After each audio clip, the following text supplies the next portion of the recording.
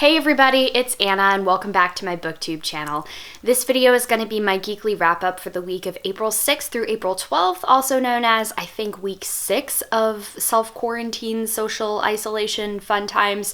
I will say that this has been great for me getting through my backlog of books and podcasts and all of that stuff. This week I managed to read 3 books and I read one little Kindle short story thing. Didn't play any board games, but I have been playing a lot of video games, which I will tell you about in a little bit, but let's go ahead and do the books first.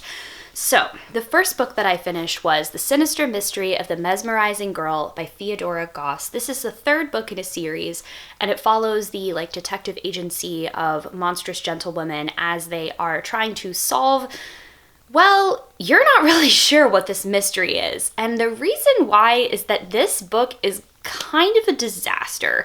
It's all over the place. One of the things that I really like about this book is that the first 2 installments in the series really handled having a large ensemble cast of characters really well. And this book kind of pushed that to the breaking point. We added yet another point of view character, which I think brings the grand total up to 6 or 7 characters that have had point of view at some time. And it's just too much. It makes the story lose any semblance of narrative focus. I'm not even totally sure what the mystery, quote unquote, was that they were trying to solve, because there were so many plot lines that were brought up that were then summarily abandoned or unsatisfactorily completed that I couldn't give you an idea of what the main goal that the characters had was. There was this whole bit with Moriarty from the Sherlock Holmes stories starting this thing called the Order of the Golden Dawn, which was basically a white nationalist organization that was like England for the Englishmen or whatever, which doesn't really make any sense because that would be totally founded in the idea that you want to keep immigrants out of England, but Moriarty is pretty clearly delineated as Irish in the original Sherlock Holmes books. Not to say that, Irish people aren't racist or something like that, but it didn't really make any sense that Moriarty would be taking this really strong, Tory position, anti-immigration status when, that's kind of his whole deal. And then there's also a mummy that wants to be resurrected from the dead so that she can kidnap Queen Victoria and become Queen of England. Okay, I admire the ambition there, but the mummy was also just using telekinesis that then one of the point of view characters developed telekinesis randomly, and then the mummy was like, cool, I'm gonna shoot children with mind bullets, but it's okay, they're not real. They were real. It was just really all over the place. Another thing that I disliked about this book was the fact that there is a romance between Sherlock Holmes and Mary, who is one of the characters. No, Sherlock Holmes doesn't do romance. I don't care what anybody has to say about the matter, especially not if your name is Stephen Moffat. Sherlock Holmes does not do the love and romance thing. That's just not a thing that his character is into. And the fact that they had him just smooching Mary at the end of this, I totally disagree with that interpretation of the character, which again is very much up to personal taste and wouldn't have left as bad of a taste in my mouth if this book had had coherent plot and point of view, really. I think that the main issue with this, other than just the weak plot, is that there are now too many point of view characters in this book series, and the author is really overextending, trying to tell the stories of all of the characters, when I think that this kind of ensemble cast story would be much better served by having a spotlight kind of pivot around and be like, okay, now for this section, we're gonna do a deep focus on just 1 or 2 of these characters. Split up the group and see what happens when we put the characters in different combinations so that they're having to work with people that they aren't always working together with. But none of that happened. This was kind of a mess. I gave it 3 out of 5 stars. I'll probably keep reading the series because I still really enjoy the series and the concept behind it, but this was just not, no. All right, the next book that I read was Eloquent Rage, A Black Feminist Discovers Her Superpower by Brittany Cooper, who is a professor of feminism and Africana studies, and she wrote this as a collection of personal essays about what it is like to be a Black woman in America, how Black women's bodies are politicized and dehumanized by agents of white supremacy and such. And in the book, she talks about the importance of Black women's rage, like Audre Lorde said, as a force for change, a force for getting things done, and also about not just what she is angry about, but also what she wants more than anything. Like, it was also a framing of the desire for a better world for Black women being something that we all need to prioritize, because Black women... I thought that this book was really great. I gave it 4 out of 5 stars. I would definitely read other things by this author. Next, I read Usha and the End of Time by Roshani Chokshi, which was the Myth Take Book Club pick for April/May.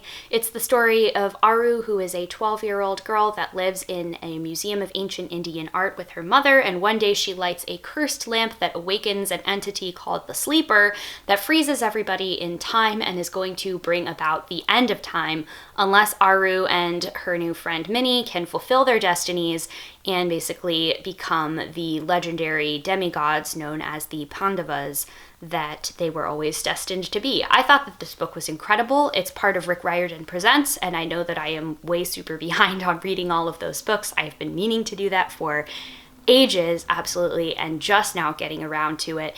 I'm really sad that I slept on this, but I'm also kind of happy because it means that I can go straight into the second book. I thought that this book was really great. It blended the sort of wonder and whimsy of a story like The Phantom Toll Booth with a lot of the same tropes that we know from the Percy Jackson series, while being a wholly original take on these characters, and also introducing me to the entire world of like Indian mythology that I didn't really know very much about. I knew a couple of names of the gods and the names of some of the epics, but not really anything about the Pandavas, who are these like legendary heroes and warriors that Aru and Minnie are basically like reincarnations of. So definitely looking forward to reading the next book in that series. And then the last book that I read was a little Kindle single called Agnes Moore's Wild Night by Alyssa Cole.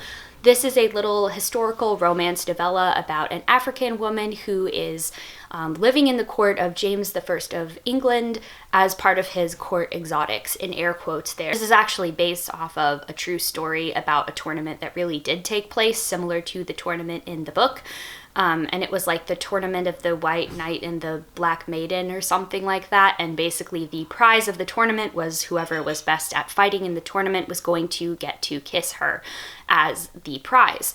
So this is the story of her trying to find love and self-determination for herself in circumstances that are designed to basically exoticize her and make her seem a little bit more of like a symbol of a certain type of sexuality than an actual person worthy and deserving of love. And this book does a really good job of that. I think that maybe something that I learned from reading this is that I'm not as huge of a fan of the like romance novella short stories, just because I think it's hard for me to get invested in the romance and the relationship when everything happens so quickly. And I understand that it has to, because it's a short story, right? Like, you have to get from characters don't know each other, characters have a connection. In this case, the characters actually have sex and then get engaged to be married. And this is all happening in less than 100 pages. That's too fast for me personally. I really did appreciate, however, the chance to read historical romance that really underscored the fact that Black people were part of history. And I think also there's this like conception, at least in the United States, that there were no Black people in Europe, and that was just something that like was kind of erased or obfuscated in history class and things like that. And it wasn't until I started like really learning more about the history of art that I was like, oh wait, hold on a second, this was actually a little bit more, there was more cultural exchange and more like traveling of people between different countries than I previously thought. So I really appreciated Alyssa Cole shedding light on this period in history and on this perspective of history, that of a Black woman at a white king's court. But I think that just the short story format is maybe not for me. I think everything just happens a little bit too quickly and a little bit too neatly. All right, and then like I said, I did not play any board games this week, but that is because I have been hard at work playing Animal Crossing New Horizons and the Final Fantasy VII Remake.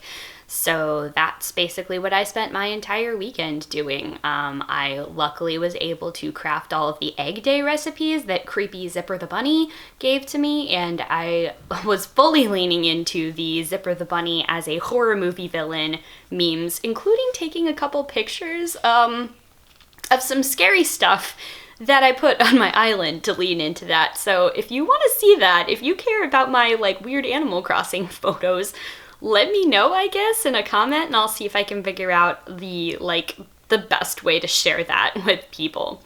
And that is going to do it for my Geekly wrap-up this week. If you like this video and you'd like to see more of what I do, go ahead and subscribe to my channel, because that's the best way to find out whenever I post a new video. As always, thank you all so very much for watching, and I'll see you in the next one. Bye.